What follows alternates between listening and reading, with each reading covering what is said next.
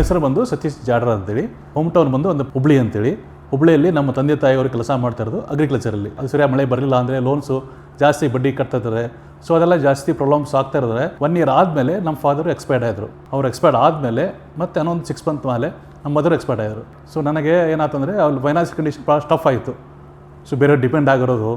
So ಅಲ್ಲೆಲ್ಲ issues ಮಾಡೋಕ್ಕಾಗಲ್ಲ. ಆಮೇಲೆ ಬೆಂಗಳೂರು ಬಂದೆ. ಸೊ ಇಲ್ಲಿ ಬಂದು ನಾನು ಕೆಲವರು ಕಂಪ್ನಿಯಲ್ಲಿ ರಿಯಲ್ ಎಸ್ಟೇಟ್ ಜಾಯ್ನ್ ಆಗಿದೆ ಸ್ಟಾರ್ಟಿಂಗಲ್ಲಿ. ಸೊ ಅವಾಗ ನಮ್ಗೆ ಭಾಳ ಟಫ್ ಅನ್ನಿಸ್ತು. ಆಮೇಲೆ ನಾನು ನಾನು ಜಾಬ್ ಸರ್ಚ್ ಮಾಡ್ತಾಯಿದ್ದೆ, ಎಲ್ಲಿ ಜಾಬ್ ಸಿಗಬೇಕು ಅಂತ, ಒಳ್ಳೆ ಜಾಬ್ ಸಿಗಲಿ ಅಂತೇಳಿ. ಸೊ ನಾನು ಈ ಕಂಪ್ನಿ ಜಾಯ್ನ್ ಆಗಿಂದ ವಿತಿನ್ 1 year ನನ್ನ ಕಾರ್ ಲೋನ್ ಏನಿತ್ತು ಒಂದು 6-8 lakh ಕಾಲೇಜ್ ಇತ್ತು. ಅದನ್ನು ಬೇರೆ ಮೈ ಇನ್ಸೆಂಟಿವಲ್ಲಿ ವಿತೌಟ್ ಸ್ಯಾಲ್ರಿ ವಿತೌಟ್ ಇನ್ಸೆಂಟಿವಲ್ಲಿ ನಾನು ಎಲ್ಲ ಕ್ಲಿಯರ್ ಮಾಡಿದೆ. ಸೊ ದಟ್ ಈಸ್ ಮೈ ಹೆಮ್ಮೆ ಇದೆ. ಸೊ ಸೆಕೆಂಡ್ ಅದಾದಮೇಲೆ ಸೆಕೆಂಡ್ ಡ್ರೀಮ್ ಒಂದು ಮನೆ ತೊಗೋಬೇಕಂತೇಳಿ.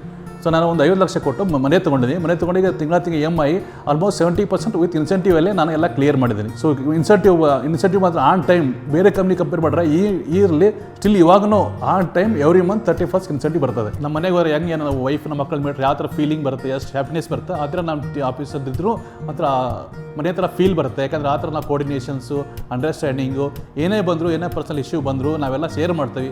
ಮತ್ತು ಅವ್ರದ್ದೇನೋ ಪ್ರಾಬ್ಲಮ್ ಇದ್ದರೆ ನಾವು ಶೇರ್ ಮಾಡ್ತೀವಿ. ಅವ್ರದ್ದೇನೋ ಫ್ಯಾಮಿಲಿ ಇಶ್ಯೂಸ್ ಪ್ರಾಬ್ಲಮ್ಸ್ ಇದ್ದರೆ ನಮ್ಮ ಮುಂದೆ ಹೇಳ್ತಾರೆ. ನಾವು ಏನೋ ಅವ್ರಿಗೆ ಗೈಡ್ಲೈನ್ಸ್ ಕೊಡ್ತೀವಿ, ಈ ಥರ ಅಲ್ಲ ಈ ಥರ ಅಂತೇಳಿ. ಸೊ ಅವ್ರಿಗೆ ಸಜೆಷನ್ ಕೊಡ್ತೀವಿ. ಸೊ ಏನಾಗ್ತಾರೆ ನಾವು ಟೀಮ್ಗಿಂತನಕ್ಕಿಂತ ನಾವೆಲ್ಲ ಫ್ಯಾಮಿಲಿ ಮೆಂಬರ್ಸು.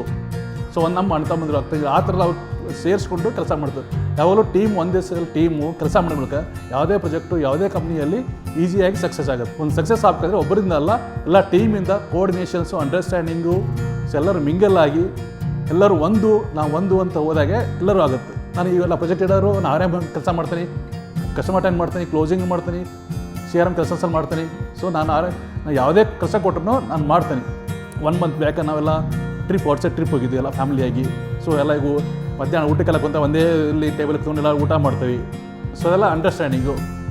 ಸೊ ಈ ಥರ ಅಂಡರ್ಸ್ಟ್ಯಾಂಡ್ ಯಾವ ಕಂಪ್ನಿಯಲ್ಲಿ ಎಲ್ಲಿ ಸಿಕ್ಕಿಲ್ಲ, ನಾನು ನೋಡಿಲ್ಲ. ಪ್ರಾಡಕ್ಟು ಜೆನ್ಯೂನ್ ಆಗಿದೆ. ಮತ್ತು ನಾವೇನು ಹೇಳ್ತೀವಿ ಅದೇ ಕಸ್ಟಮರ್ ಕೊಡ್ತೀವಿ. ಅದರಲ್ಲಿ ಏನು ಸುಳ್ಳು ಅವಶ್ಯಕತೆನೇ ಇರೋಂಗಿಲ್ಲ.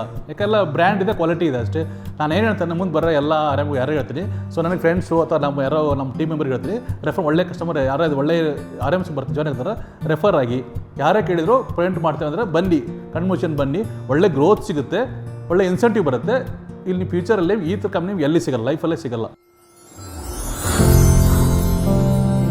Provident, more for sure.